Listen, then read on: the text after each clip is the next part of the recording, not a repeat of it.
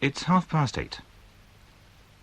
Tonight's Saturday Night Theatre is a play by Frederick Bradnum called Creepers, with Ian Holm, Jack May, Elizabeth Bell, and Philip Bond. Right, over here, men, lad. Yes, sir. Shut up, Charlie. She fell from where? You shine your torch out that wall, please, Constable. There you are. Now, that window which is open. What window is that, sir? One of the attic rooms. Mm-hmm. Right, thank you, Constable. Would she have been there in the normal course of events, sir? I've no idea. With Julia, there wasn't any normal course of events, Inspector. What did you say your name was? Butler. Detective Chief Inspector Butler, sir. Excuse me. Well, can you tell me anything, Doc? Need a drink? Only that the injuries I can see are consistent with falling headfirst from 50 feet odd onto a hard surface, like this patio. She died immediately. Broke her neck, fractured her skull, came down like a diver. And gravity didn't obtain long enough to turn her. Can my chaps take the pictures now? Do. There's nothing more I can do here. They found her dead at 11. Kent says she was alive at 7 when they left for their dinner party. At a guess, I'd say she died about 9. I'll do the post-mortem in the morning, let you know about drink or drugs or anything. Fine, thanks, Doc. All right, lads, you can take your pictures. Right, sir. Do you want us out here anymore, Butler? It's turning nippy. No, sir. Do take Mr. and Mrs. Cookham in, will you? And I'll join you in a jiffy. Hello. Who's this lady for? Me, sir. She's my detective sergeant. Good grief. Detective sergeant, I never would guess. No, sir, she is prettier than most detective sergeants, but late. Do bring her with you when you come inside, won't you? Come on, you two, in with you and finish our drinks.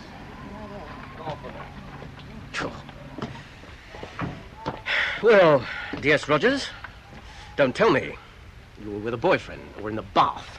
Or both, sir? I was sent to the wrong address. Keepers, 5 miles away. A small cottage inhabited by 2 very sweet middle-aged theatrical gents. They thought it was a terrific giggle. So I called up and I was told the right place. Creepers. Well, it's a good beginning. It's a good name for it, isn't it? Covered in it. Somehow it's sinister in the moonlight, I always think. Dead lady, I see, sir. Yep. Julia Kent.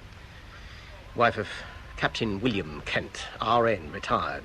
The big bloke who, after patting your bottom, has just gone in. Cut up about it, isn't he? Oh, his wife? I've seen him around, sir, behaving like a punter. Well, it's the effect of your charm, lovey. Well, a few facts, all I have. Julia Kent was 40.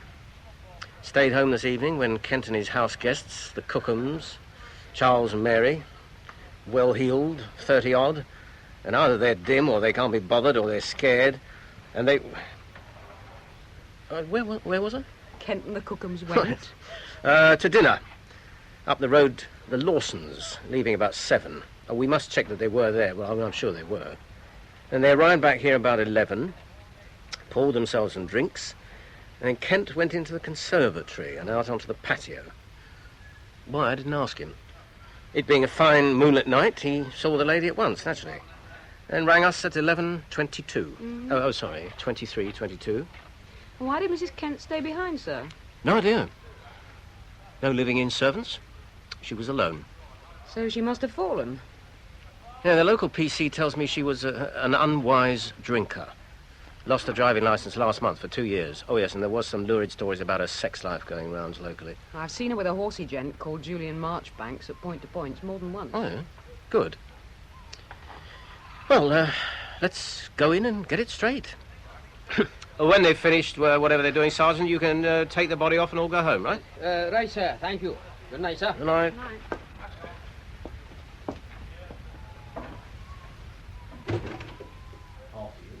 Thank you.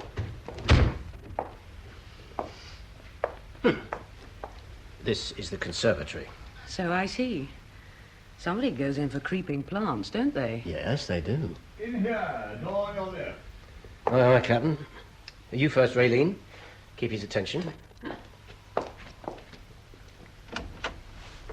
What a lovely room. Oh, glad you like it. What do you have to drink? Butler? Oh, it's Scott, sir, thank you. Detective Sergeant Rogers. Damn silly that sounds. Looking at you know. What'll you have? The same, sir, thank you. Can I have soda with it, please? Why not? Anything for a lady. Sit down, Miss Rogers. Thank you. Just because the Chief Inspector prefers to prowl. Is it a terrible business, Mrs. Cookham? Oh, yes, I suppose it is. Shocking. You any idea how it happened? Anything? Don't ask damn fool questions, Charles. Scotch and soda, Miss Detective. Thank you. Scotch and water, Governor? That's what they call you, isn't it? I don't encourage it, sir. No, all I meant, Bill, was has Butler here find anything? Like a clue? Have you, Butler? Or you, Rogers? Only an open window. And a wall covered in creeper. Parthenocissus and Campsis, Virginia and Trumpet. It holds the place up. Julia loved growing creeping plants. I find them rather sinister and spidery. I'd like to see that attic room tonight, Captain Kent. The mystery is, what was Julia doing up there? Finish your drink and I'll show you up. Thank you, sir. When you arrived back this evening, Mrs. Cookham, Mr. Cookham, did you notice anything at all out of place in the house?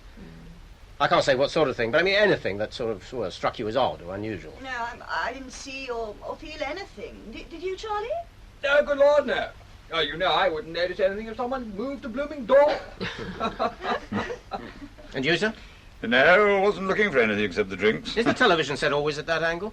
It is when Julia watches, then she can sit in that chair by the cabinet in which resides the booze and not have to get up. Mm-hmm. The set wasn't on when you came in, was it, sir? No, and I didn't test it to see if it was still warm. Right, well, the attic room, I think so. And then we can all get some shut-eye. Right you are. You don't want us up there, do you? No, sir, thank you very much. Thank God for that. And thank you both for being so cooperative. Oh, jolly good. Don't you think, Mary? Oh, yes, rather. Of course. Go on then, Chief Inspector. And you go. Up you go. Oh, bloody stairs. Door on the right. All right, sir, yeah. You said you looked in, sir, after you found your wife. Did you expect to find anything? I don't know what I thought to find. Signs of a struggle, maybe. What else? Oh, been no struggling in here, I'd say. Pristine tidy, don't you think, Raylene? Mrs. Kent must have gone through it like a ghost. Single bed, 2 tables, 2 chairs, 1 easy. Wardrobe. You got a cold coming on, dear? I was trying not to sneeze, sir. If somebody comes to stay and brings a personal servant, we bung the menial up here in the attics. This room first has a view which is considered stunning by those who are stunnable. Oh, yes. With this moon, you can see miles. Perhaps Mrs. Kent came up to see the view, would she? Landscapes by moonlight didn't turn Julia off, I'm sure. My Lord, yes, it is quite a view, isn't it? Like a Palmer painting and not a fake. What did turn her on, sir? You're too young to understand, aren't you? Try me, sir. I was in the Metropolitan for 7 years. Did you have experience of Julia's sort of woman? I've no idea what sort of woman she was, sir. And you would like me to tell you? Well, for instance, she didn't leave a note, did she, sir? A note? No, Julia wasn't a suicide. The last thing she was. I've known all sorts of wishes to emanate from the lady in all sorts of ways, but never the wish for her own death. May I make an observation about you, Captain Kent? Seeing it's from you, it's my pleasure. I know the English are good at concealing their feelings, but you can't really be so cold-blooded about your wife's death as you seem, can you, sir? I grew to hate the bitch. Although, as God's my judge, I can't dance a jig on her death. Going down like that from that window, bloody awful. But if you want to know, now she's dead, I can't feel anything except the knowledge she's no longer with us. And that's not so much a feeling as a knowing thought. That's all. Thank you, sir, for being so honest. She didn't go with you to the Lawsons this evening because she didn't want to. There's no other reason. She may have had other reasons beyond not liking my friends. I don't know. I didn't ask. I was only too pleased she wasn't coming, and so was everybody else. Because if she ever did turn out with me, she was sure to get so boozed up she'd be a public disgrace. She drank quite heavily, did she, sir? I thought every copper in the district knew that. Most of the time she drank casually, and the rest of the time heavily. It's a syndrome not entirely unheard of in her sort of woman. Rich and spoilt.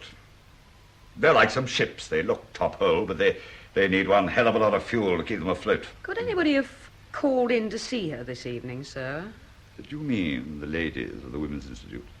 I was thinking more of personal friends, sir. I thought you would be. Jesus, how I loathe this dirty linen stuff. However, somebody could have been in. Not the current boyfriend. He's in Ireland, right in the GGs, and I hope he breaks his blasted neck. Anybody else in particular, sir? I don't know, but she could have staggered down to the local boozer and picked up a farm boy. It depends on how she felt. And the attics would have been the place to take a farmer's boy. Shall I look at the other rooms, sir? Yes, do that, dear. You will have to look around outside, in the village and so on, I take it. I'll do it gently, sir. It's snug and rustic around here, and everybody knows everybody else's business, I'm sure. It shouldn't be too difficult. I suppose things could have got out of hand for once. And there was the window. Perhaps it was open. Oh, can I ask you to see to it that nothing's touched in here, sir, until the fingerprint chaps give it a going over in the morning? By all means. Ah, here's our beauty rack.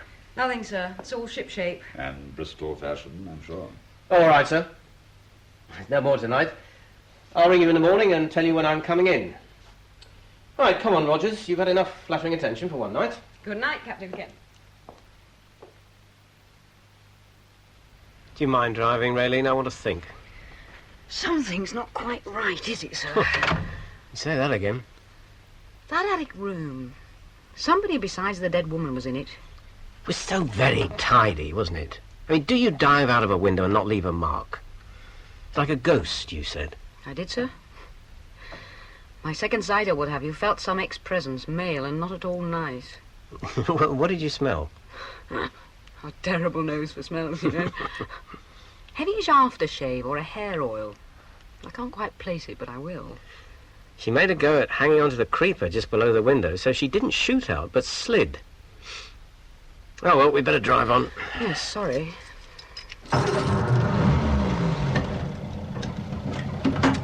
And the Cookhams?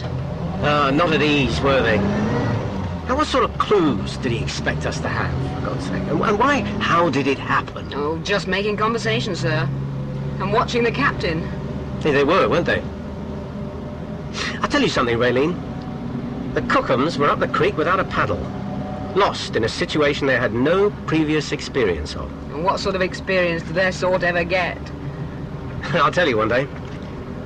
And if Julia drank like a fish, did she swig it from the bottle? I saw no dirty glass. Well, she could have put it tidily in the kitchen before she went upstairs with the lover boy. Tidy, again, you see?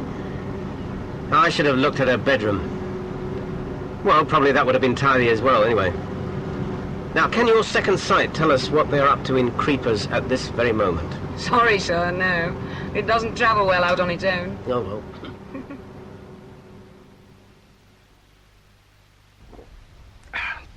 I don't imagine they'll be back tonight.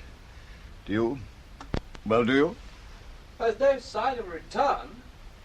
Probably not. But they took their time leaving, I must say. If I was Butler, I know the first thing I'd do once I got that young woman into the car beside me. Really, Billy, will you ever grow up so far as women are concerned? I doubt it. I seem to grow randier as I grow older. Oh, no, they've gone. They'll come away from the window, Charlie. You'll look like something out of a Hitchcock film. Oh. Now, listen. Before we let friend Jenkins out... Let him out. I thought he'd done a bunk. You think he's responsible for Julia's death? Oh. No, let's face that fence when we come to it. No, he's safely stashed away. I'll show you where in a minute. Oh. I thought they'd find him under a bed or somewhere. I was almost speechless with fright. He used to be upstairs, Ducky, in his room. Butler was x-raying everything with his eyes, and the girl trying to smell things out. Which reminds me, they're going to try for fingerprints in the morning. I wiped everything when I tied it up. That's when we noticed Jimmy's things are gone. So we thought he had to. No, we have a drill. He shoves everything in a box and takes it with him, and we keep it all to the minimum. So it takes 10 seconds. Thanks for doing the room, Mary. All they'll find is Butler and Rogers and my own prints. Good. I hadn't had time until now to think about it.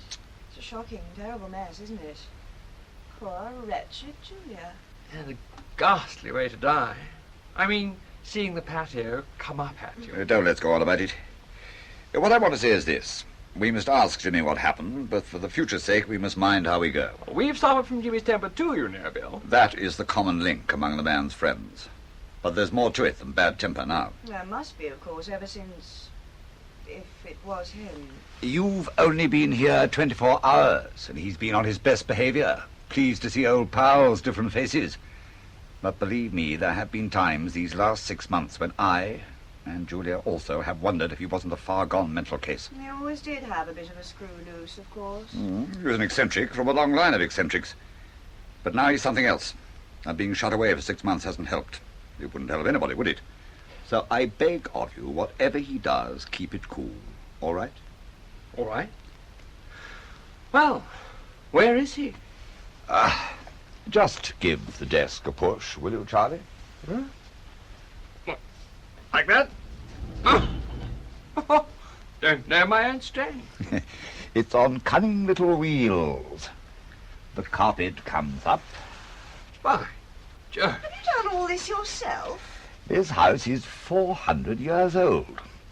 This is a priest's hole. I'd like a fiver for every poor sod who's been under this trapdoor, and a few girls, I'm sure. There we are.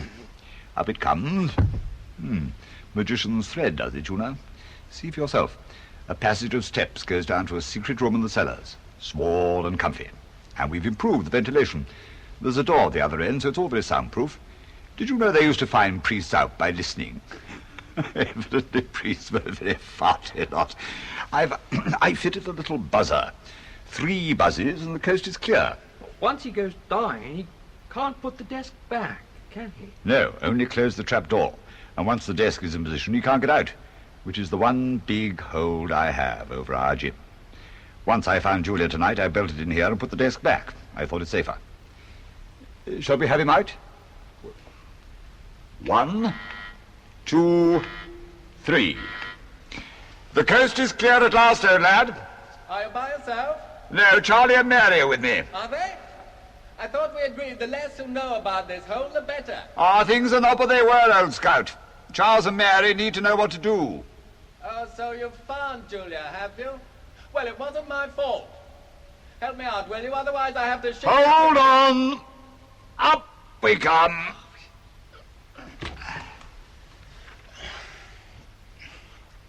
Hello, Charles. Hello, Mary. Jimmy? Oh, boy. Tell us what happened, Jimmy. Where is she? In the morgue by now, I imagine. Holy cow, you called in the authorities? I'm afraid so, old boy. What else could one do? Lose her somewhere, dig a hole, drop her in the sea, anything. She would be missed, sooner than later. She did have friends, you know, many friends. Not my friends, nor yours, were they? She's not the sort of woman you can sink without trace. That's all I'm trying to say, old Scout. We're going to have the law all over us, crawling everywhere. For a week or so, yes. But it'll be nothing to what they would do if they decided she'd been done in. Then they don't leave a corner unexplored, believe me. At the time they'd have cottoned on to anything, I'd be away, wouldn't I? It's been 6 blasted months now. It can't be much longer, can it? Whether you're here or not, I don't relish being suspected of killing my wife. I can't imagine why you didn't throttle her years ago. You know, Jimmy, bodies do have a nasty way of turning up when least expected. It always happens. Even from the depths of the sea, that man the other day. So, what can you tell the blue bottles? What have you told them?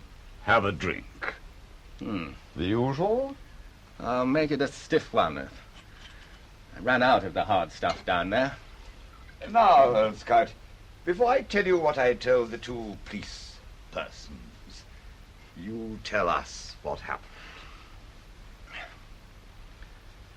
Well, I was down here looking at the telly with the sound very low, you know. I like to keep an ear on the outside world when I'm alone. When I heard a scream and a thump, so I waited, and then I sneaked out and saw her. She was dead, all right, so I thought I'd better go to ground, just in case an unexpected visitor turned up and found her. It put me in a bit of a tizzy, if you want to know. Foul moment. What time was it? The BBC News was on 9 or so. I went upstairs to get my things and saw the window was wide open, so I guess she'd jump. Earlier, after we had left, What was she like? She left me alone at first, then she had a few.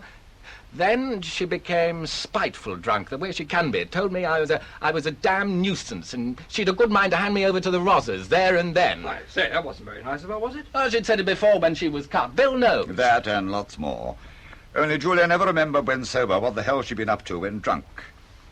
Anything else, Jimmy? Oh, I was given the usual spiel about me and my friends and your friends. The Mayfair Mafia, as she calls us. Did call us, isn't it now? And the usual stuff about us and her and how we only put up with her because she has oodles in the piggy bank and how we reckon we're a law unto ourselves and we don't care a cuss for anybody not like us.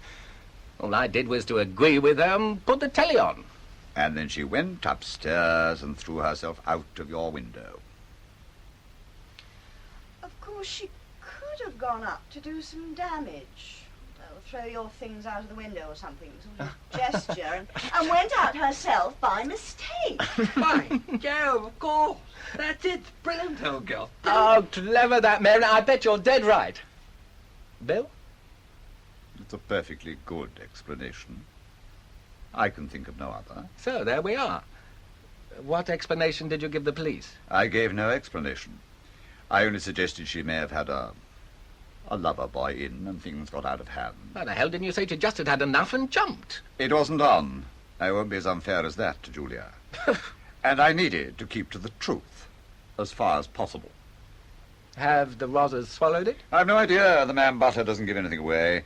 He'll check out the village lads, probably find nothing. What does one do if they, well, find somebody? That's their funeral. All being well, we should get a verdict of accidental death. And I'll grant you that alcoholics have been known to fall for the hell of it. I'll have to keep a very low profile, won't I? You will, Ginny. But we'll do our best to keep you free from going down the mine.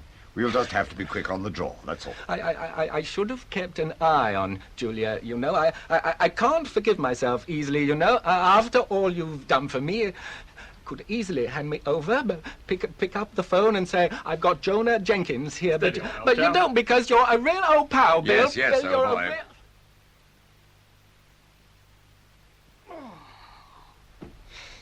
I'm in the mood for love. Oh, dear. A policeman's lot is not a happy one. Do you know, D.S. Rogers, that the expression pig is 19th century? Second half, sir. Ooh. In particular, the plainclothesmen, I believe. I think we'll have to start being fairly piggy if we're ever going to discover who shoved Mrs. Julia Kent out of that window, don't you? Yes, sir. But piggy with whom? Damn it, Moriarty, you've seen through to what I don't know. So, let's see what it is that we do know, shall we? Now, autopsy. Ignoring her fatal injuries, starting to go to sea, but nothing serious. Inebriated up to the gills. One thing oddish, a sort of wheel, reddish mark at the base of her back. Now, give it thought. Fingerprints. Yours, mine, Kent's, and some smudge ones. Now, if I had a suspicious mind, I think somebody had wiped the paintwork. Well, the lover boy would only have handled Julia, sir, so it could be natural. Natural? Now, what about lover boy? The horsey boyfriend Marchbank season was in Ireland. Anyway, why would a lover push her out of the window? What sort of lover's tiff would come to that? Oh, Mr. Butler. That perfume I could smell in the attic room. Yes. I had a sniff round the mail counter in that expensive store in town, and I'm sure it was Honey and Flowers hair oil. Honey and Flowers. Very much Captain Kent and Company, isn't it? Well, the inquest is tomorrow. I suppose we could have one last chat with Kent about Julia's friends. I suppose one of them could have driven down and done it. And the Cookhams still worry me, you know. Is Captain Kent at home, Mrs. Cookham? No, he's stepped out for a breath of fresh air. He won't be long. All this rain, you know. Oh. Do you mind if we wait? No, of course not. Do come into the drawing room. You look cold, Miss Rogers. Well, Mr. Butler, we'll drive with the windows open. We'll go into the drawing room. I'll get some coffee. Thank you. Oh, Charlie. Mr. Butler and Miss Rogers, they're going to wait for Bill. Yes, of course. Come in and sit down. Thank you. I'll put the old electric fire on. We've had the windows open in here, airing it out, you know. It's nasty weather for the time of year. Yes, isn't it? soon warm up. Thank you. Thank you, Mr. Cookham. We smoked a few cigars in here last night. Now, Bill and myself. Not your wife, I'm glad to hear. You know, women have been known to. Anyway, you've got rid of the smell, Mr. Cookham. There's not a trace. Yes, my DS has a very highly developed olfactory sensor. Which is mostly a damn nuisance. Yes, I bet. Besides the airing, have you dusted and hoovered, Mr. Cookham? No, actually, I see what you mean. No, the captain keeps a couple of domestics who come in. Mm-hmm. Local people, are they? I don't know, I suppose they're local. Ah, here's Mary. Oh.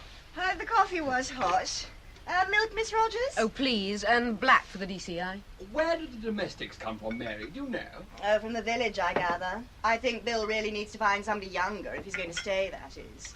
Mrs. Batty and her sister are very ancient. Oh, that coffee smells good. I shouldn't think they're much good at moving this furniture around. Each piece must weigh a ton. Oh, or am I being rather rude? No, you're quite right. Thank you.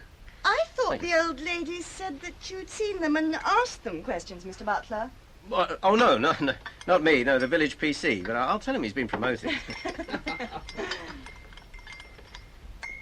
Somebody's left that desk over there a bit askew, haven't they? Oh, dear. Coming on to rain again, I see. Yes, so it is. The dawn. How the desk got like that, I mean. Bill was moving it around looking for something that had fallen I behind shouldn't him. worry, Mrs. Cookham. Mr. Butler has an awful talent for spotting things out of place. Wonderfully useful in a detective, what? Well, most things out of place, as Raylene puts it, are so by chance and disappointingly unimportant to a detective. Oh, yes. Captain Morning, Kent. Butler. I see you brought the desirable detective sergeant with you. Couldn't keep her away, sir. Aha. Just having my morning constitutional between the cats and dogs. What can I do for you? I wish I knew, sir. But tell me who was in the attic room with your wife, because I can't tell you. I thought you two were the detectives. We can't detect a single culpable fact. Not a sniff in the village. What about outside the village, Captain Kent? I gave you a list of the people we were on visiting terms with in this part of the country. No good at all, sir. A more innocent collection of non-clandestine visitors I have yet to meet. Dulles Ditchwater, most of them. Now, I was thinking of London. One can drive from the south of the river to here in a couple of hours. I think all Julia's friends live south of the river. You wouldn't know if any one of them would have cause to come here on that evening, sir. My dear fellow, I gave you her address book. You can check them out. The inquest tomorrow, are you going to ask for an adjournment? Oh, well, we check out 200 names. No, I think not, sir. No coroner would stand for it, and certainly not ours. I think she must have fallen. It's accidental death. Well, that's what I came to say. Well, and to ask for the last time if you've remembered anybody who could have been a violent enemy of the dead woman. No, Butler. The answer is as previously. My friends didn't like her, but they didn't hate her. Her friends seemed to like her, but I knew none of them very well. Yes, well, I'm afraid, sir, that there's no rational or logical explanation for Mrs. Kent's death, but then death is sometimes like that. Well, we must be away. I'll see you at the inquest. Thank you for your help, sir. Come on, my girl. I'll see the might, Bill. Thanks. See you tomorrow, Butler. Roger. Thank you for the coffee, Mrs. Cookham. Not at all. Oh, you and your wife will be able to return home. The file is covered. What the devil happened, Mary? He wouldn't go to ground. He opened the windows and went out. Why don't you get on with it? I'll go upstairs and see they depart properly. Right. Bill, did you find him outside? I did. You thought it was funny, you did. He's in the greenhouse. It wasn't funny. I thought he was going to brain Charlie with the doorstop. The idiot. I'm beginning to lose patience. We must get him out of the country. Hold everything, they're coming back. Oh, no. Oh, that girl. She's left her bag. I'll take it. Come here, Charlie. I'll cope with it. Did she do it on purpose, you think? Wait for them to ring. Where the hell is Jimmy? In the greenhouse. Now, I know who that is. Oh, stop fidgeting, Charlie. I guessed it was you. We saw it just after you left. Thank you, so sorry. Must rush. Bye. Bye.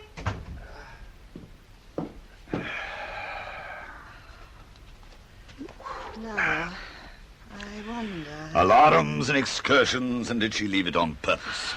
Aren't we being all too suspicious? Do you think they have any idea?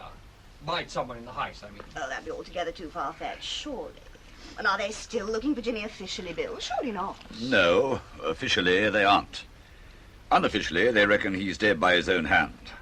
There are times, like now, when I wish the idiot was. What did he think? Because 2 coppers come to the front door, there won't be 2 at the back? What were they on to you about? Domestic style situation, and odd enough the size and weight of the furniture in here. Huh? And Master Butler noticed the desk was askew. Oh. Yeah, I moved it to put Jimmy down in the hole, and I didn't put it back squarely. Sorry. There's something bugging Butler about this place. I'm not sure about the girl, but Butler is a sort of instinctive bloke. I get the impression that he's aware something's not quite straight here, don't you? He always makes me feel bloody uneasy, like my housemaster used to. Now, I think the girl is quite as sensitive to things as he is, only she doesn't show it. They're really rather a good team, you know. Now Julia's gone, I think I shall sell this house. So we'll have to get James away, or somebody else hide him. Shall I get him in? Where's Mrs. Batty and Sister Hilda? I sent them up to do the bedrooms. Let the beggar stay up for a moment. It'll cool his ardor and my temper. That's another problem that's getting worse, dodging Batty and Hilda. One can only be thankful that they're so decrepit and short-sighted. Only one is short-sighted, I can't remember which, the other's just stupid. The trouble is that our James is becoming careless with them, and I wonder if they've seen anything and made anything of it. And I've had to put up with Julia's cooking, so there's always enough for Jimmy. We should go back after the inquest. So what will you do? Give me a few days to organise Adrian and Sarah. They did promise. Of course, Bill. Oh, I shall be happy when the inquest is over, and I think we all will be. Here, old girl.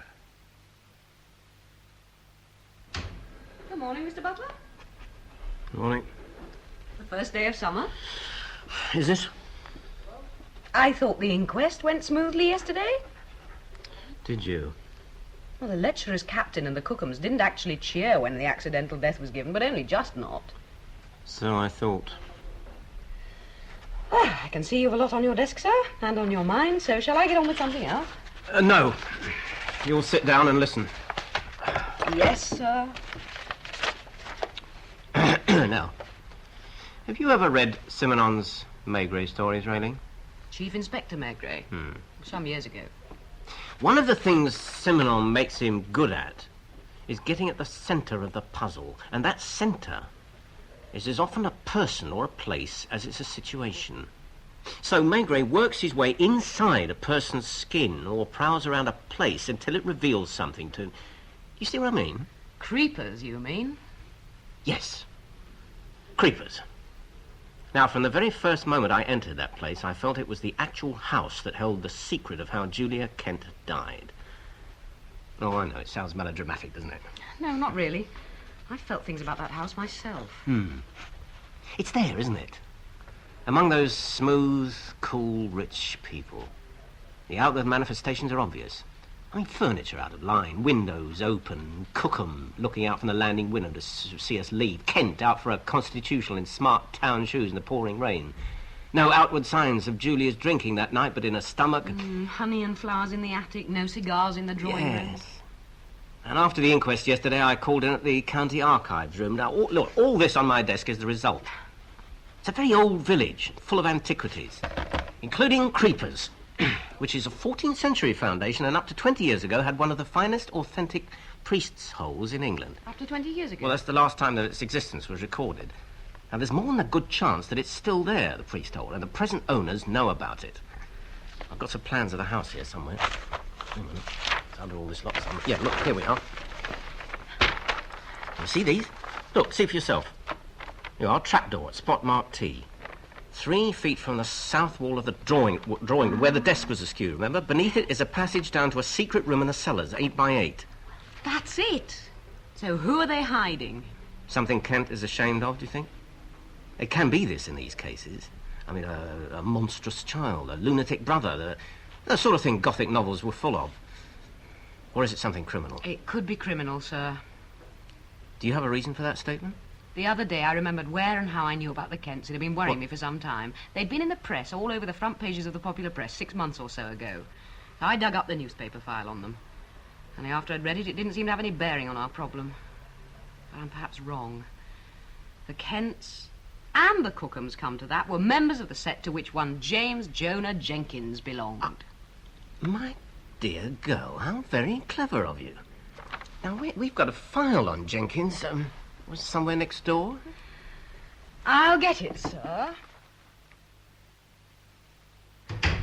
Here we are. Oh, hell, bulky. I should have remembered. The Met kept it strictly to themselves, otherwise I might have. 14th of November last. Mrs. Jenkins found dead in her Cadogan Place flat, strangled after being knocked around. Tenants of flat below heard banging and smashing, rang 999, went out to see and saw Jenkins coming down the stairs. He ran out, was picked up by a passing cabbie who noticed from his face that he was bleeding and from scratches and his shirt torn. Took him to the 500 Club in Curzon Street. Doorman confirmed he looked as if he'd been in a fight, went into the club, and has never been positively seen again. He must have had very good friends. It seems Mrs. Jenkins wasn't of her husband's set, and, like Mrs. Kent, was disliked by them. What else? Yeah, Jenkins. 2 previous. Assault on person. Fined. Fights with wife on 3 occasions, reported by neighbours to police. Jimmy Jenkins would have been quite at home in some of the nastier parts of Glasgow. Wealthy, Eton and household cavalry, social, horse racing set, Mayfair, Newmarket and so on. Look, I quote, Jenkins has some 20 close friends who stick together like toffee. Not a word out of place, not a word too much. Mayfair Iron Curtain. The law, something that's no concern of theirs. May I see, sir? Yes, do. Thanks.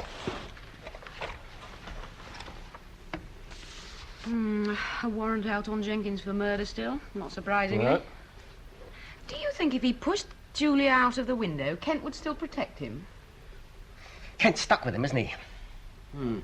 He can't hand him over now without being charged himself. Can't get rid of him. Probably that's proving very tricky. And like us, he could assume she fell.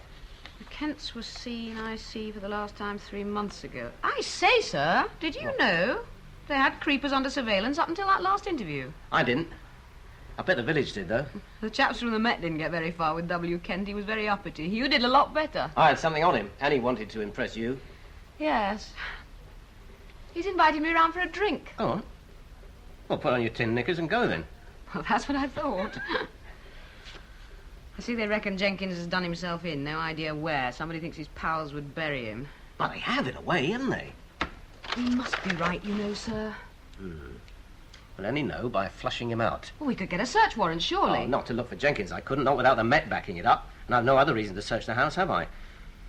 Anyway, I might still find Jenkins elusive. I mean, the wretched house is probably a warren of hiding holes not in the archives. And it'd be more fun flushing him out, squaring up to Kent. Yes, sir. Well, what next, sir? Well, let's see. Yes, I'm going to talk to the 2 old biddies who clean creepers. You go and talk to Kent. Gin in the private bar for me and champers in the drawing room for you. Huh? Come on, Jimmy, off your bed and on your feet. Our raiding will be here in 15 minutes, and I want you right out of the way. I don't feel like going down the mine tonight, Bill. Oh, no, what do you feel like? A night out somewhere? Well, why not?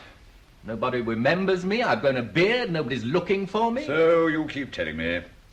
There's a warrant out for your arrest on charge of murder, so come on, old scout, now isn't the time for argument. Now's the time for action, I grant you. I've never had it off with a policewoman, nor have you, I'd say. It is always the first time. Have you got the things you want? Book and booze are down there. Oh, come on, then. She's not staying this supper. This is just a preliminary skirmish, is it? Has to be, isn't it? With Charles and Mary here. When are they being relieved? God alone knows. Adrian and Sarah have problems. The poor Cookums are getting twitchy, and I don't blame them. Come along, boy. Oh, sorry, I was just thinking how nice it would be... What? What would be nice? To escape... Oh! You silly bloody oaf! Charles, Mary, stop the idiot! Blast and damnation, my knee's gone! Charles, Jimmy, on his way out! Charlie, quick! Oh, Jimmy, please, don't be such a fool! Oh, please, keep away from me, Mary. I'm going to have a little drive. Back later! What's going on? Jimmy Gorlight? Let's hope he breaks his bloody neck 10 miles away. What did you do? Shove me down the stairs, cunning bastard. This league goes easily. It's our car he's taken, Charlie. I suppose he will come back? No way can he go. I doubt if he's got more than a fiver on him. Holy smoke, it's a nightmare, isn't it? Our police girl will be here in a moment. I twisted my knee in the garden this afternoon, right? Yes. She can't stay long, so she said. So she'll be given a couple of snorters and show the door. Well, what if he comes back while she's here? I'll go out. If we hear the car, you two stay here. Good on you. Bloody Jimmy. I'm going to carry my service revolver on me in future. And if there's any argument, he goes down the mine at gunpoint.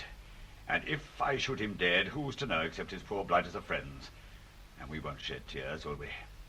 Come on, we'd better try to seem normal to Miss Rogers and thank our lucky stars that that gimlet-eyed butler bloke is elsewhere this fine summer evening.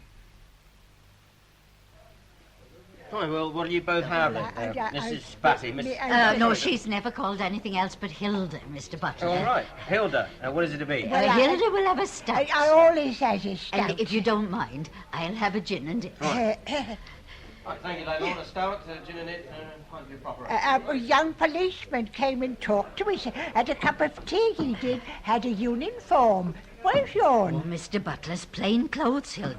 I used to have a uniform once, you know. Did they take it away because it was bad? I think that's right, landlord.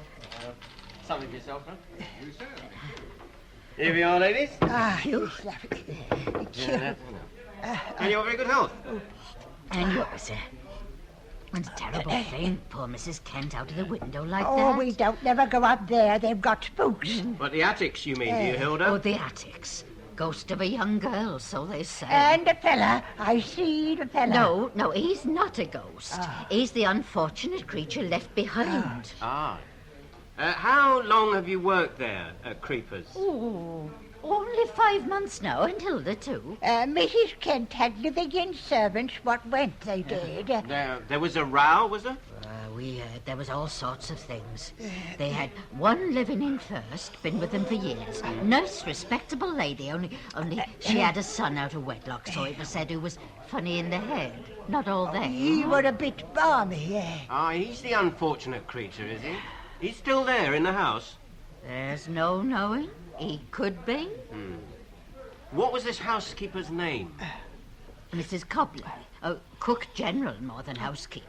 Oh, I didn't know there were such things left. Oh, yes. She left, did she? And the captain got in a piece of stuff from the continent. What's known as an au pair, I believe. Oh, yes.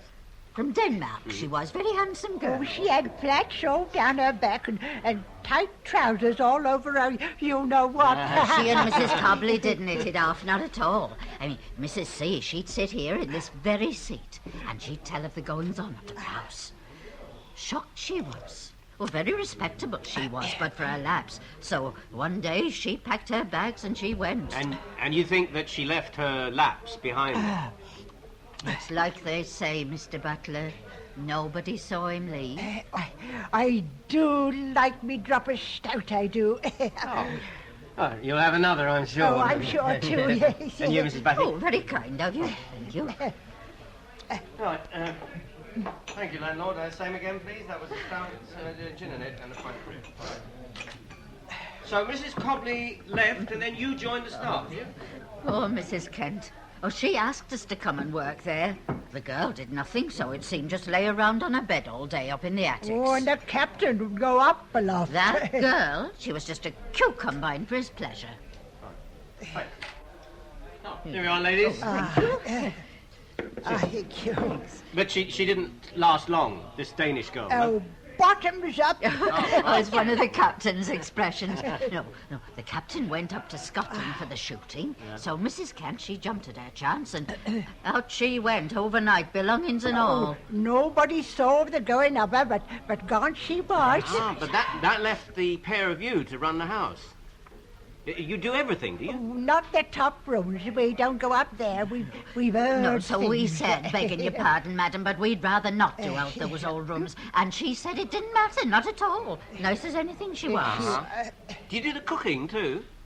Never allowed to, Mr. Butler. And she said when she engaged, you can cook, Mrs. Batty. No, Hilda prepares. Vegetables and the like. Do you reckon that Mrs. Kent was cooking for an extra mouth? Well, I seed a man up the top of the stairs looking down, and I seed him once in the garden with the captain, hurrying like to the greenhouse. What was he like to look at, Hilda? Oh, shorter than the captain, broad though, long hair and a big beard. Was he fair or dark? Oh, fair to yellow, white skin, but could be shaved. Uh-huh. Have you ever seen this man, Mrs. Batten? No, can't say I have, Mr. Butler.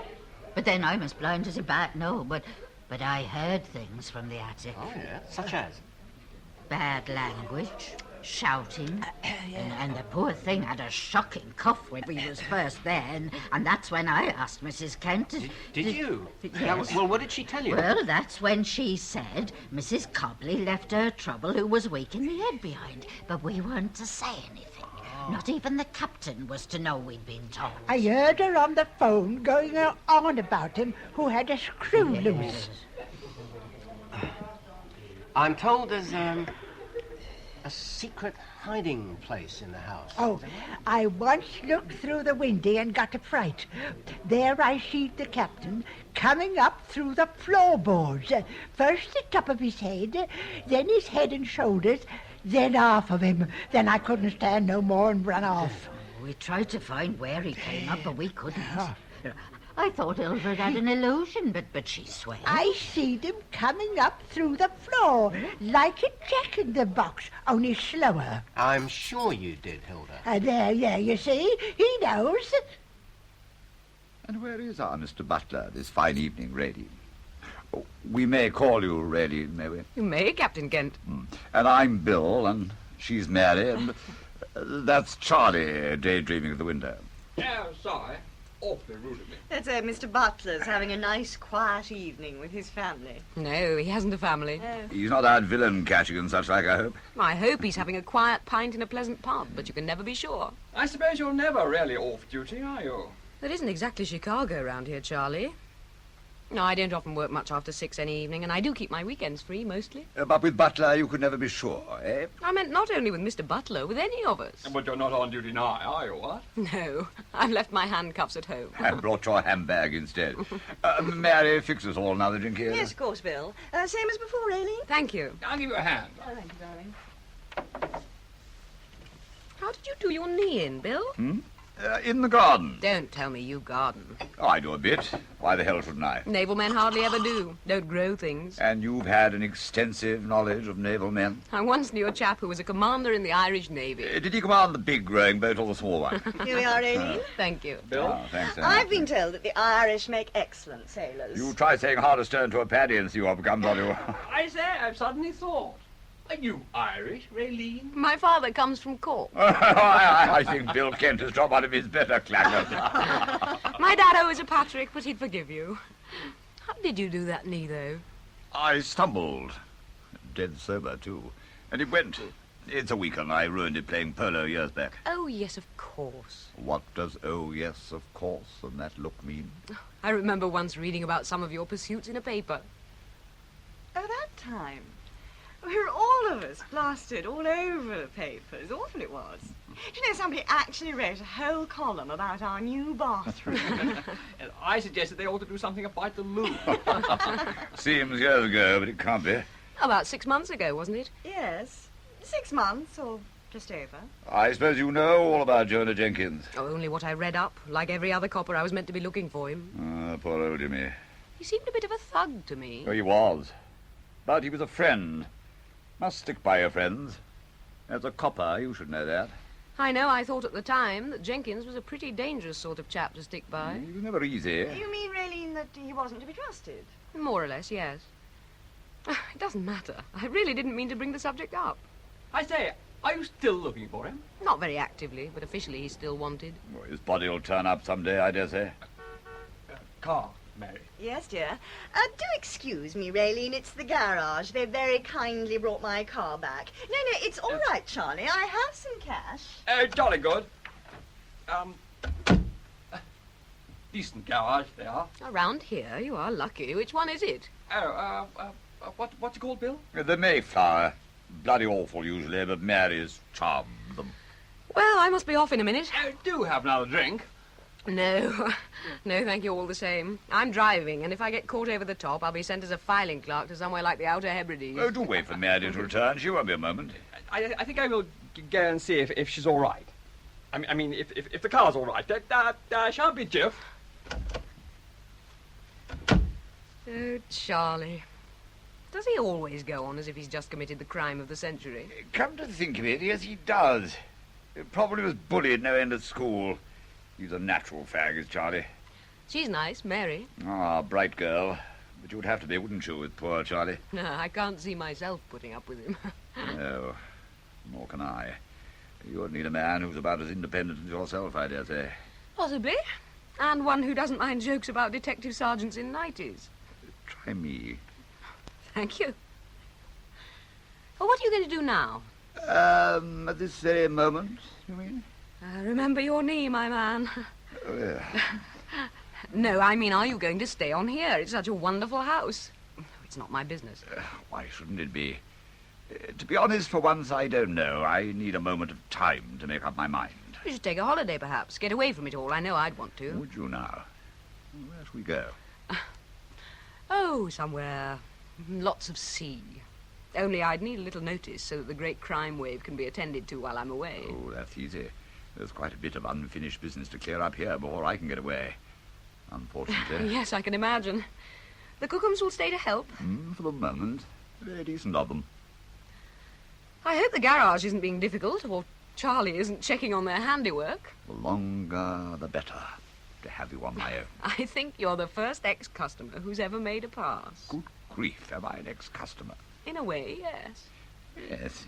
Bloody odd, I never thought of it like that. Did you reckon I'd given the little woman the fatal shove? A dead wife suddenly dead always makes a copper glance at the living husband. Glance as much as you like, as long as I can glance back. Of course, you weren't seen running from the house in a dishevelled state. Your eyes are what's called cornflower blue, do you know? Like one Jenkins. Cornflower blue? It goes with the hair. Corn blonde. Do you believe, even as an old pal, that Jenkins did it? My family say straw blonde, Dolly with straw plaits. I've known dollies with plaits, straw plaits. You're not them. Oh, of course he did. It was only a matter of time. Dolls aren't dark. Takes a bit of living down in a blonde, the doll image. If he's alive, do you think he's racked by remorse? Oh, not our James, remorseless type. How could you be a doll with such a skin? Peaches and cream, or spotted pig. Terrible in the sun, freckles appear. But you reckon he's dead? Just tell me, and I'll take you to where the freckles will appear. Oh, yes, he's as dead as mutton. Go! All settled? Ah, I am so glad. And the car really goes? Yeah, it's like a bomb. Doesn't it, Mary, old thing? Doesn't it what? Car. Go like a bomb. I don't think that's a very tactful way of putting things these days, do you? Well, I must go also. Unlike a bomb, I hope. Do come again. You've done my knee a power of good. I never touched it, believe it or not. Of course not. It's a psychosomatic knee injury. Kindness cures. Can't get up to show out there. Oh, I'm housemaid for today. Well, I'll say goodbye. And, thank you for the drink. Has she gone? Really gone? I watched and waved as she drove off. My hair turned white. I swear Jimmy will send me to an early death. I feel quite done in. I really fancy that girl, you know. I know. But I still don't entirely trust her. She would keep hammering on about Jimmy, in between being sexy. It could be just a normal police person's curiosity, couldn't it? Got to get rid of Jenkins. Charlie, you go to London tomorrow and pay a visit to our old pals. Tell them I'm being buzzed by the blue bottles much too closely and I must have out. Yes, right, I'll do my best. Out of the country with him. Out of this house. Somebody else must do the minding. Tell them that, Charlie. I've had 6 months and I don't want another 6 days even. Enough. He's upstairs. Shall I, Did he go quietly? Oh, yes, he was positively contrite. That's the usual pattern. After he'd killed that poor bloody wife of his, he was a bag of blubber for days. And a fat lot of good it does any of us. Shall I, Get him down, please. Better to have our eyes on him. Yes, I couldn't agree more. I suppose you have tried reasoning with him. Oh, yes, no end. So did Julia. He listens and agrees, or won't listen and is sulk. Coast is clear, Jimmy. Depending how the mood takes him. Either way, it makes no difference. He can't change his spots, He's can a he? dyed-in-the-wool leopard, and the spots go beneath the skin. Give us another drink, old thing. Yeah, I don't think I've ever drunk so much as here recently. Good chap. Patronising bloody twerp. I say, look here. We've changed our mood to one of bravado, I hear. Come in, Jimmy. You won't... I'd like a brandy and... Holy cow. Yes, Jimmy. It's my service revolver in my hand, and it's loaded. And I do know how to use it, and I have used it in anger.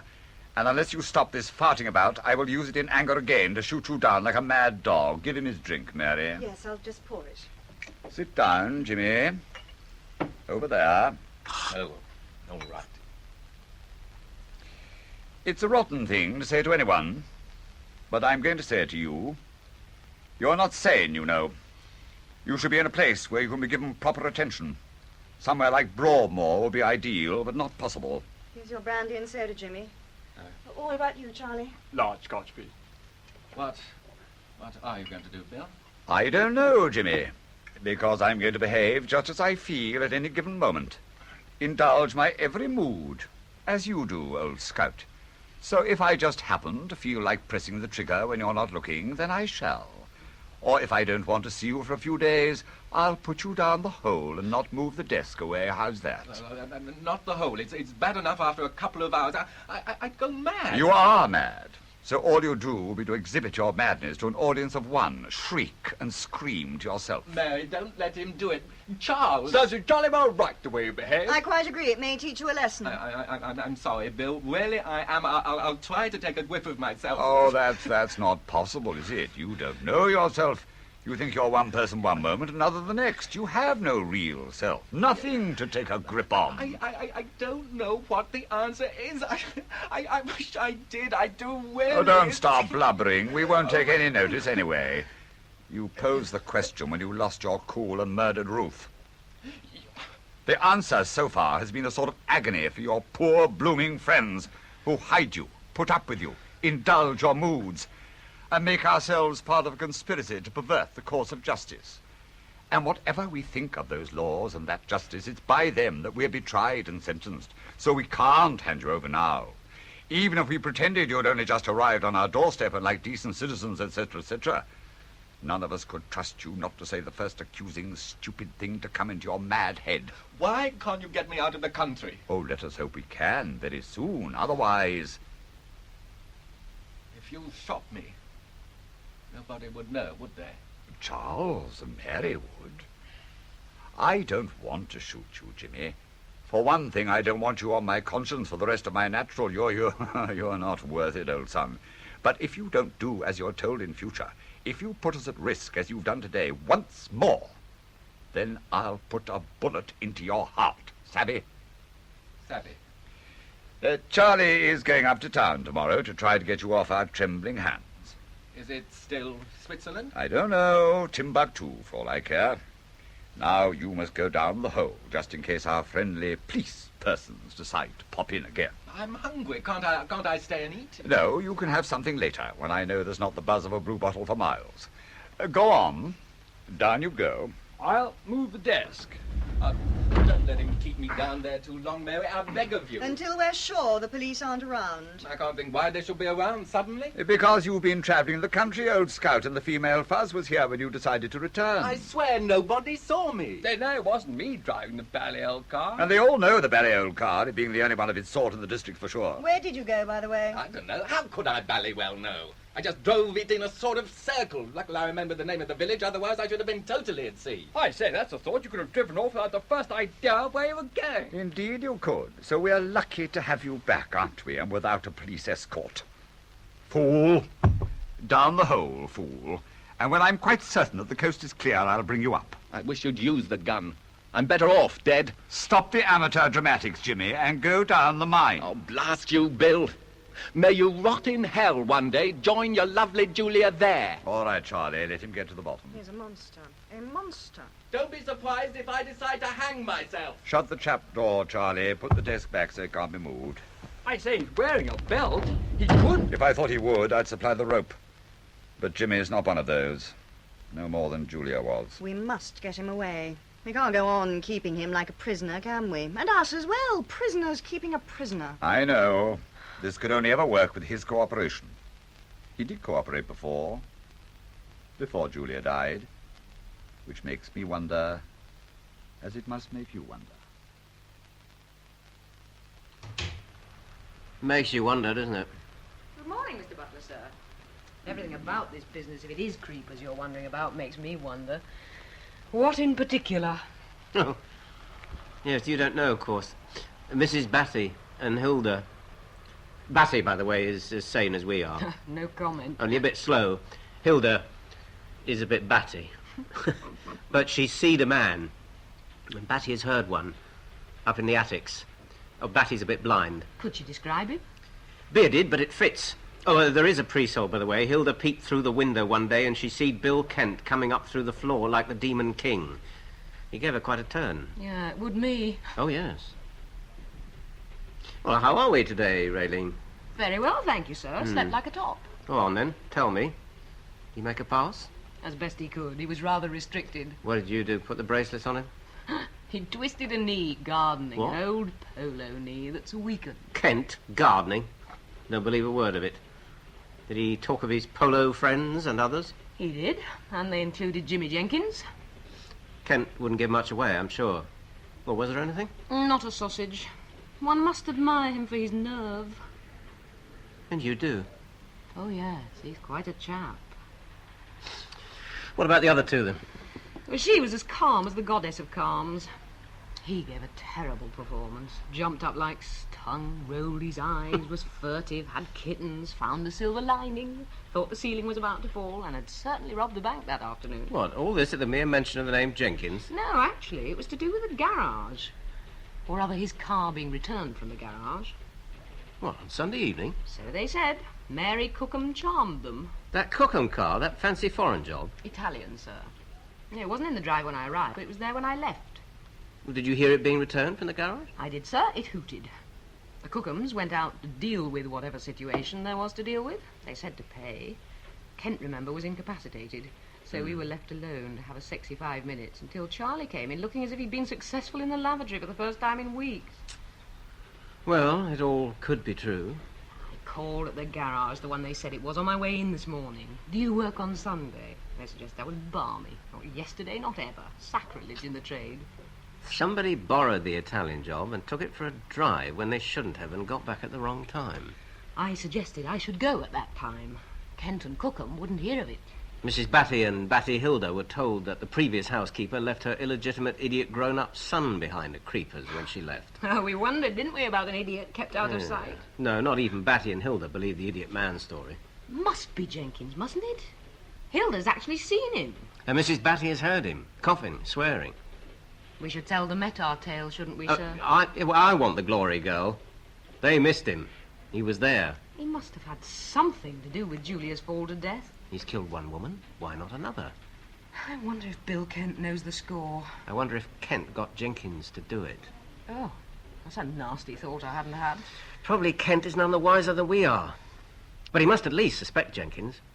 And if he knows that Jenkins did it, on Jenkins' admission, then he's right slap between the devil and the deep blue sea, isn't he? Oh, the poor wicked old sailor. Don't sound sorry for him. He's had a good run before the consequences snapped at his heels. Perhaps Jenkins will never come out of that house alive. I had thought of that. If he becomes a bad liability, then I can imagine he'd be for the chop. So what do we do, sir? I need to put a mouse in that house. What about Mrs. Batty and Hilda? Well, I've asked them to report on anything out of the ordinary, only what that means to them's another matter. Well, who could we get into the house? Oh, indeed. For long enough to bug the whole place. Suppose we could flush him out? Well, discreet surveillance for starters, but not too discreet. Let them see enough to make them worry. Oh, yes, and some terror tactics. The front doorbell, Hilda. Yes, ma'am. Do you want him in? Want him in? Well, who is it? Him what's outside.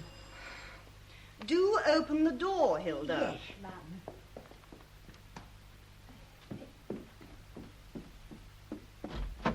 Morning. Oh, thank you. Flowers, ma'am. Sign, please. Thank you, Hilda. Looked as if it was for a funeral. Lilies. What is this? Reese, madam. Name of Jenkins. I think you're mistaken. There's no one of that name here. Oh, it's in the book, madam. Creepers. Jenkins, deceased. Well, what's on the card? Here we are. To Jimmy Jenkins from those who know where he is. Heaven, I suppose they mean. It's been paid for, madam. I'm so glad. I'm afraid this is a joke in bad taste, although not your fault. There is no funeral and no Mr. Jenkins here. All right, thank you. I get it. Hello, 225. Hello. Yes. I said 225. Cookham's my name. Yes, Cook and Ham. Who are you? Are you? Captain Kent's not here. He'll be back later. Yes, for lunch, yes. Shall I what?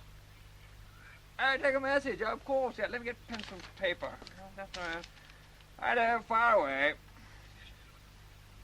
Tell him there's a world outside waiting for Jenkins. Hey, what the hell?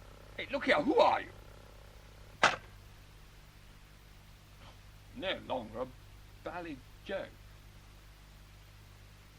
Captain Kent! Captain Kent! Mrs. Batty, what's up? Oh, Hildred made me have to run, sir. Run? What, was somebody chasing you on the premises? There's men out there. They stared at us, so we run. Men out where? They're behind the hedge, sir. Opposite the drive. Lurking they were. Yes. And their heads in the hedge, yes. Lurking, that's right. They never took their eyes off us as we came up the road from the old bus. Muggers, that's what they were. Muggers from London. How many of them? Oh, 3, I think, sir. Big men.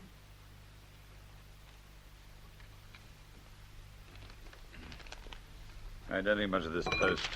No, me mine.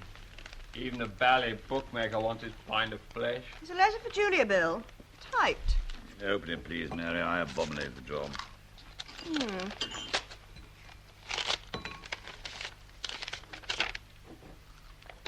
Something else awful. What? What was Jenkins up to on the night you fell from the attic window? What a pity you can't say.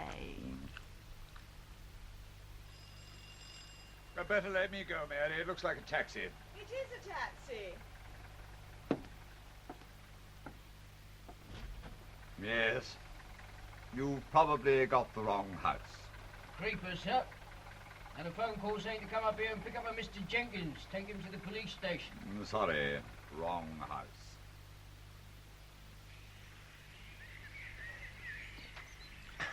Where's Jimmy? Having some sun on the terrace. I see he doesn't move, will you? What is it this time? At the end wood, a chappie up a tree with binoculars. Very well hidden, and just caught a glimpse of him. Well, hadn't Jimmy better go in? No, he's got the house between him and the tree creature, but don't let him get around into the garden. I'm off to tell Bill. How much longer can we stand this, Charlie? I don't know, old thing. I don't know. So what else are you going to do to them? What else can you do to them? Hey, not so loud, please, Raylene. If any of this gets out, I'll be scrubbing floors in the local nick faster than next week. Mr. Buckley, you deserve to. I didn't think you could be so awful. Awful? Is that all? Only awful? Oh, it's not difficult. Oh. You just let the imagination flow free. Directing it at the same time with malicious glee towards a particular object or target. A free-flowing imagination is a load of cobblers unless there's a point of flow. You really don't like that crowd, do you? Kent and his chums. No, I don't. Without a doubt, I don't. I mean, I don't actively dislike real villains, do I, with a few exceptions. Oh, there'll always be a game of cops and robbers going on somewhere. Some of us drift to one side, some to the other, and most stay in the middle. But Kent and his chums are different. I mean, those we don't know. Oh, Charlie's pathetic, and she's, well, better than most. But the crowd Kent stands for who've tried to keep Jenkins beyond the law, they're a right lot of toffee-nosed bastards. Oh, I've had dealings with their kind when I was a young copper, and I discovered they were real rubbish, dressed up to resemble people. Things went deep, didn't they? Were you hurt? Probably. Deep? Oh, well, deeper than most experience because it was unique. I mean, just think, Raylene. What it would have been like if Jenkins was a small-time, common villain. Wife murdered, he wanted for the crime. First off, I doubt if any of his pals would have touched him with a barge pole. Not through any altruistic motive, but because they'd have known it was a dead loss in the end. Second, they and everybody near Jenkins Mark II would have been turned over until it hurt. And there wouldn't have been any of the Mayfair man outwits police stuff in the press. None of the spurious glamour of the Mayfair Scarlet Pimpernel headline. Probably only something like, scrap metal dealer wanted for wife murder. Bleak stuff. And the Jenkins set get the soft hand and the velvet glove treatment, don't they? I mean, the Met didn't even see fit to tell me they were interested in Kent.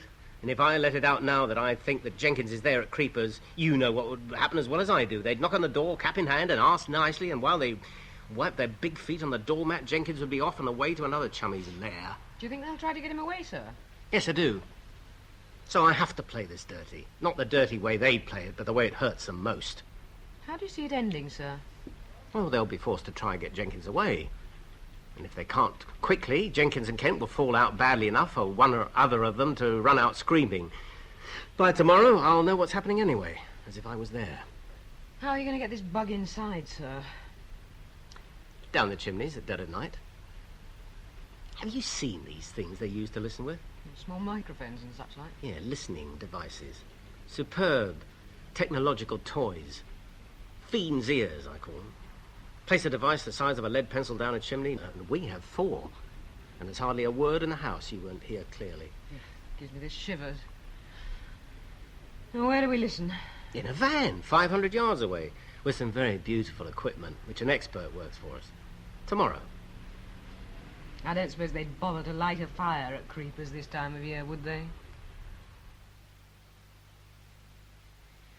I was 13 hours down that hellhole yesterday. 13 hours. Well, you're in the garden now, old scout, so count your blessings, however small. Oh, I won't be allowed out here very much longer. You wait and see. Some idiot will ring the alarm bell and it'll be Jenkins. Perhaps. Let's hope Mrs. Batty and Hilda have time to clean the drawing room before it rings. My cellar cell needs cleaning. I have to do it yourself. Can't Mary? Why should she? Oh, my God. I could do with a woman. And I don't mean only to clean my lair. Yes. 6 months nearly for you, isn't it? 6 bally months, as Charlie keeps stressing. Unless Julia obliged you. Charlie at the mowing? He is. Didn't he have any luck at all in town? I told you very little, so I have to force their hand. And how the hell are you going to do that? Dump you on a doorstep and kiss my hand goodbye. Just like that? More or less. Well, then you may as well turn me over, give me up. God, I'll do it for you myself if you like, here and now. Here I am. Here I am. Come and get me. Jimmy the Jenk is here. Oh, Jonah Jenkins. Oh, shut up, you bloody fool.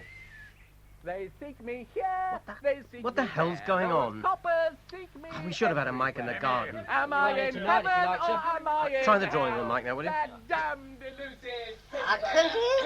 Sounds drunk. What was he babbling on I about? hope they've got him Pimpernel, tied sir. up. Some poor lost soul, but they ought to put him in a court. Lose the drawing room, Gibbs. Try the study now, will you? Nice empty room noise. That's a door. Or the footsteps. Going upstairs. Lot of them. Master bedroom, sir? Yeah. Good. Thank you very much for that, Jimmy. For you to have one of your blasted freak houses was all we needed. Mrs. Batty and Hilda must have heard you. And all the gents lurking in the shrubbery with their notebooks. We should stop waving that bloomin' revolver around, Bill. Where's Mary? Shooter. Hadn't I'm thought of doing that. Shopping. When she Where's comes Mary? back, we'll have a confab on you, old lad. Nothing to talk about, is there? In the meantime, you'll stay in here, savvy? Not all alone, I take it? All alone. But I'll turn the key. Have a sleep. You said you were ever so tired. Look, let me sit in the garden. I'll be good this time, I promise. No, Jimmy, and I'm not even sorry. This afternoon, yes, when we keep an eye on you and on the snoopers. Come on, Charlie. Rotten sod. I'll get my own back on you one day. You wait. You're sounding off like some snivelling schoolboy. That's what I thought. Hey, it won't be long. Up we go. Don't point that toy pistol at me, do you hear? Rotten sod. If he shoots himself with it. You want to stay with him, sir? Yes. But I'd like to hear what Kent and Cookham have to say. I have to put the other receiver on.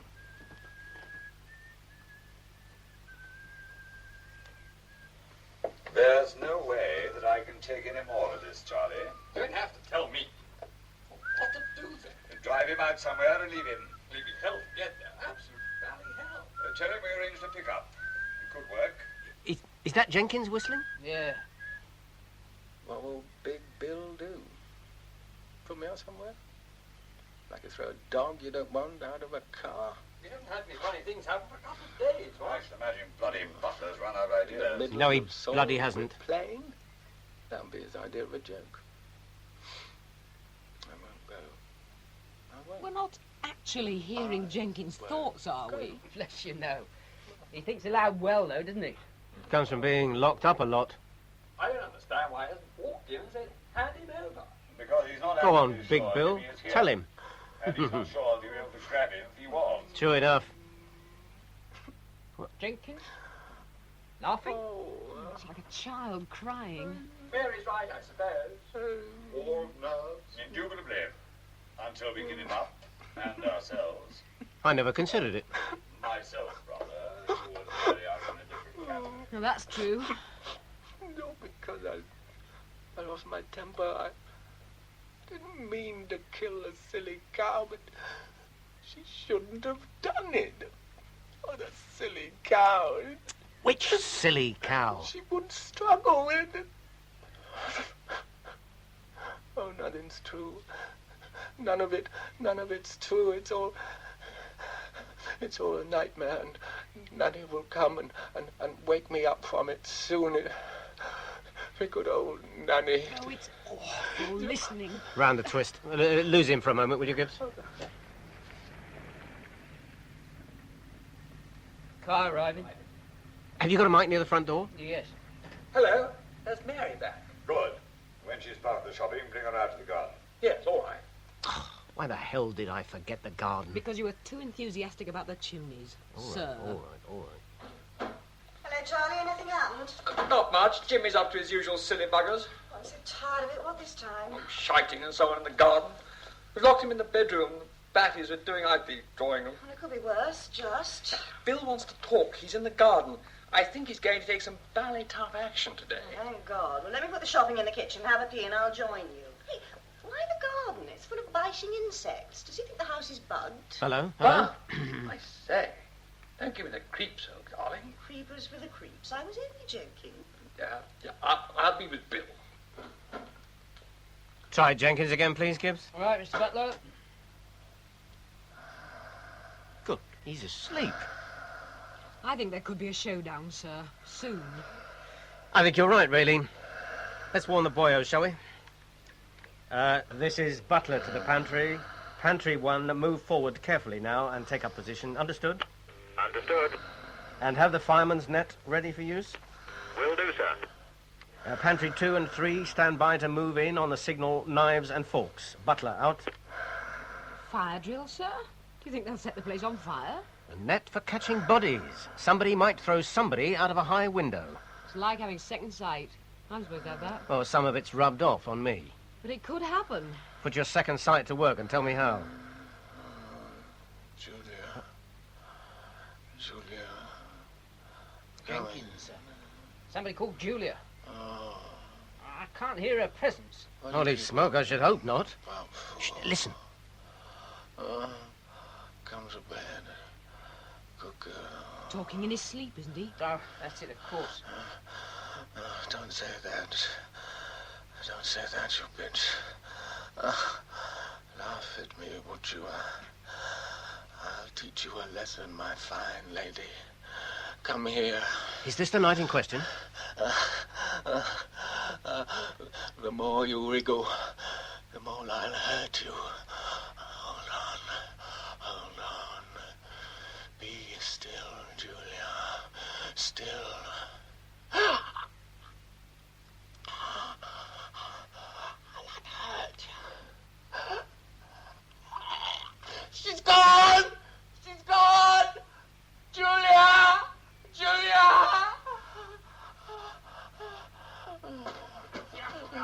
They must have heard the screams. Which they wouldn't if he'd been down the hole.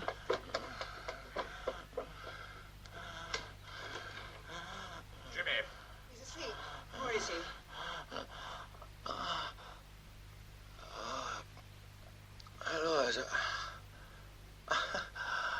was asleep.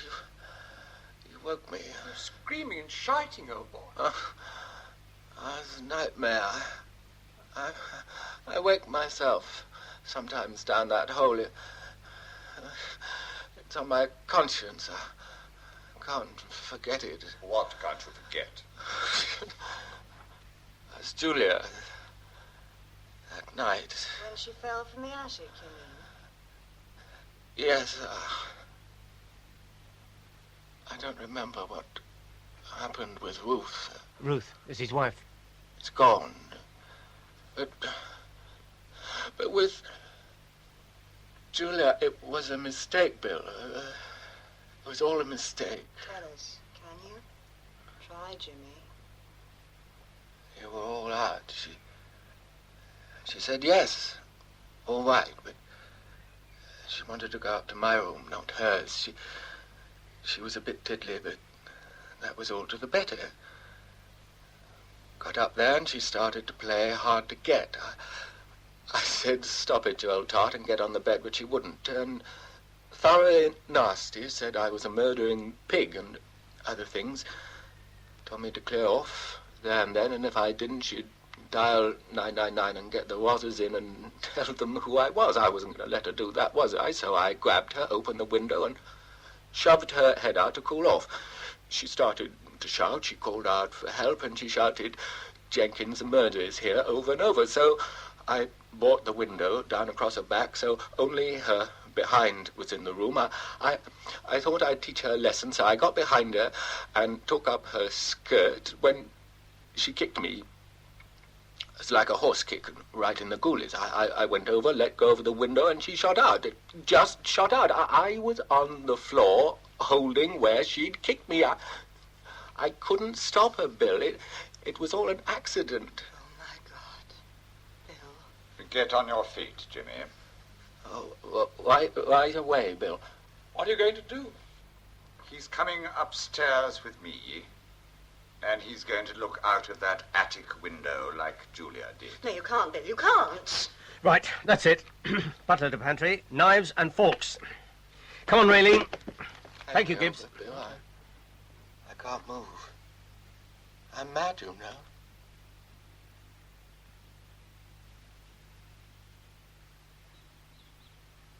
Shut-up houses always look so sad. Well, I think so. No, don't be so defensive. They do. Even Creepers does. Well, now it's finished, I wanted to see the place, didn't I? Like some sentimental old lout. Come on, let's walk around. And that poor garden. That's sad, too. Gardens have a way of returning to life. Once they're given a helping hand. Do you mean anything by that? Only what I meant. Oh, there's the attic window. This is where we found Jenkins snared in our net, alive and kicking. And this is where we found Julia Kent dead. Would have been clean if Jenkins had pitched up and died here on the same spot. Poetic justice out of some ancient Greek play. Does it ever happen, sir? Oh, I'm sure it used to, if in another land. Instead, Jenkins will live out the rest of his natural, probably, in one institution for the criminally insane or another, costing, what, $3,000 odd a year? Will they accept he's insane, do you think? Nah, he's unfit to plead.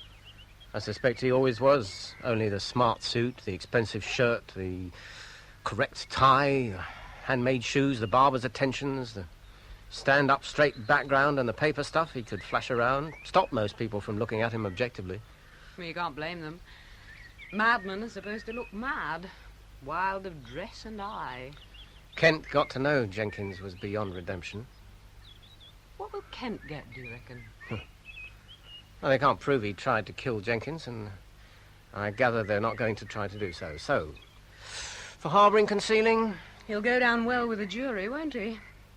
He went down well with you, didn't he? Yes. The jury will be impressed by the loyalty to a poor, mad friend he's shown. There's the dead Julia. Hasn't he paid the price? Suffered enough? 18 months suspended.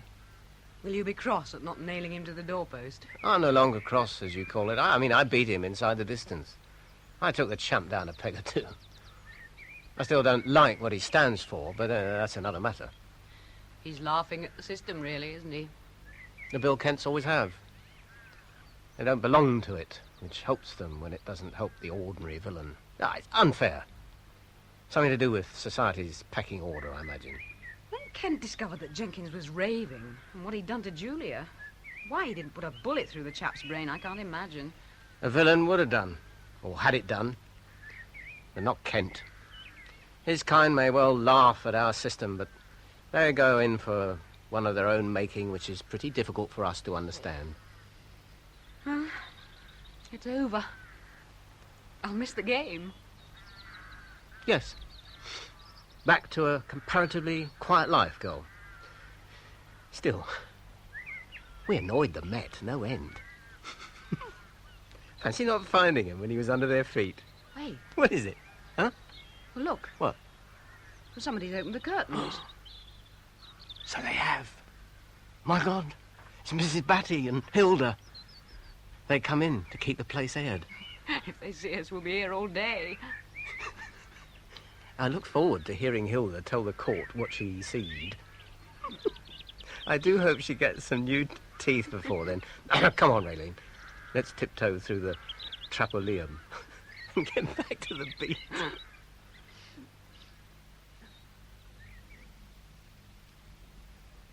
In Creepers, by Frederick Bradnum, the part of Detective Chief Inspector Butler was played by Ian Holm and Detective Sergeant Rogers by Elizabeth Bell.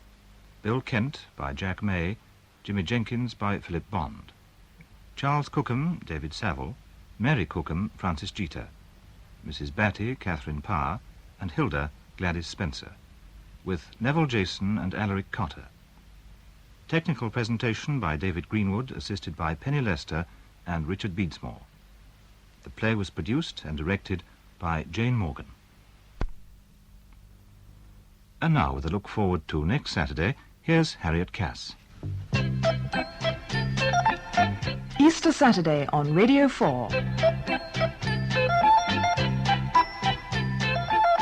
And as usual in the morning, Margaret Howard looks back over the week's broadcasting to make her selections for Pick of the Week, while Science Now looks forward to what's new in the world of science and technology. Then at lunchtime you can listen to an hour of music in the company of Robin Ray. A seasonal edition of Weekend in the afternoon takes us to Jerusalem for the Easter celebrations. Joining in the festivities is Shushu, the loquacious camel. May I speak to him? Good morning, Shushu. He didn't talk to anyone except his master. Right, will you make Shushu say good morning to me? Okay, Shushu, say hi. Well, there's no answer to that, but there'll be lots more colourful conversation, human or otherwise, when Weekend visits Jerusalem and Rome. And we're still travelling in the afternoon theatre play. I'm not certain one can get into the Gobi Desert. Oh, I think so. Things are loosening up everywhere. You don't hear of many people going there? All the more reason we should. That's true, very true. We like being pioneers. In the evening, comedian, scriptwriter and emu owner Rod Hull is Roy Plumley's castaway in Desert Island Discs. And later, the Saturday night theatre play turns back the clock to the Elizabethan period and centres around the Queen's favourite, Sir Walter Raleigh. Some of your Easter Saturday programmes here on Radio 4. And now here's the weather forecast for tomorrow. Southern districts of England and Wales will be bright and dry at first, apart from showers near western coasts. Rather cloudy weather with showers or longer outbreaks of rain, sleet or snow over Scotland, Northern Ireland and northern districts of England will spread southwards. Northern districts becoming brighter, though with further wintry showers. It'll feel cold with a strong northerly wind. Central areas of England and East Wales may have a frost at first. And the outlook for Monday and Tuesday, bright in the south at first, rain preceded by sleet or snow will spread south to all areas. Mostly rather cold with night frost. Radio 4. After Big Ben, the news read by John Marsh.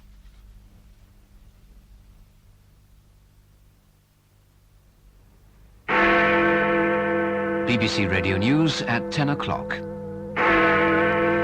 Red Rum has made racing history by winning the Grand National for the third time. The first woman rider in the National gave up after her horse refused at the fourth fence from last. It's now clear the Liberals will not vote against the government on Monday over the budget increase in petrol tax. Instead, they'll try to get the increase taken off by the summer. Nearly all British Airways domestic flights from Heathrow tomorrow have been cancelled because of industrial action by maintenance engineers. The opposition spokesman on Northern Ireland has called for a special anti-terrorist brigade to be set up in the province to catch what he calls the big fish. There's been more trouble with football hooligans. 36 people, including 2 policemen, were injured during and after Manchester United's match at Norwich. Red Rum has become the first horse to win the Grand National 3 times. His victory at Aintree this afternoon is the culmination of 5 extraordinary years in the National. He won in 1973 and 74, and came second in 1975 and last year. Ridden today by Tommy Stack, he came in at 9-1, 25 lengths ahead of Churchtown Boy at 20-1, with Eyecatcher third at 18-1. Pilgarlic was fourth at 40-1. Peter Bromley describes the final stages of the race.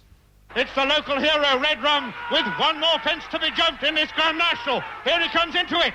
He's risen. He's over safely. He's on the run in. There's 2 riderless horses coming at him.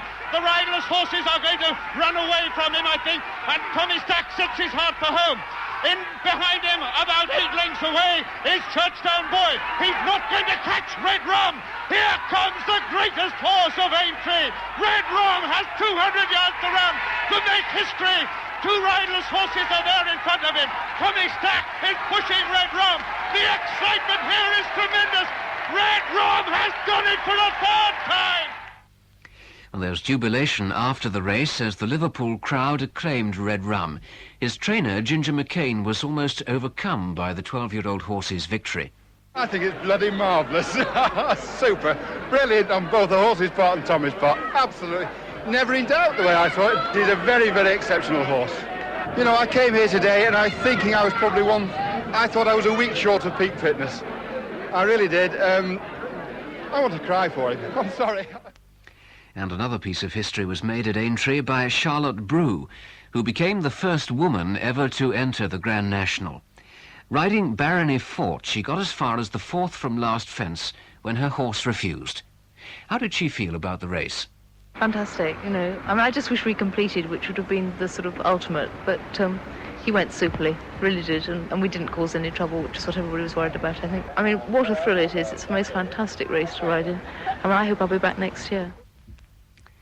On a more sombre note, 2 horses were killed during the race. They were Winter Rain and Zeta's Son. It now seems virtually certain that the Liberals will not oppose the government in Monday's vote on the higher petrol tax. However, they're still opposed to the 5.5 pence a gallon rise announced in the budget. They say it will cause hardship to people in rural areas without adequate public transport. Christopher Jones reports on how they now plan to express this opposition. The Liberals have come down instead on the side of getting the government to make some sort of concessions later on, when the finance bill, and that's the bill that actually brings the budget into law, when the finance bill goes through the House of Commons. There had at one time appeared to be a real possibility that the government might suffer the major embarrassment of losing the petrol increases, because all the opposition parties are strongly opposed to them. But Mr. John Pardoe, the Liberal economic spokesman, has been talking privately with Mr. Joel Barnett, the Chief Secretary of the Treasury, and this compromise seems to have been worked out. Mr. David Steele, the Liberal leader who's in Lancaster today, explained their present attitude to me when I phoned him this afternoon. Well, we certainly will not be voting in support of it. Whether we abstain or vote against is a matter, of course, for the parliamentary party as a whole.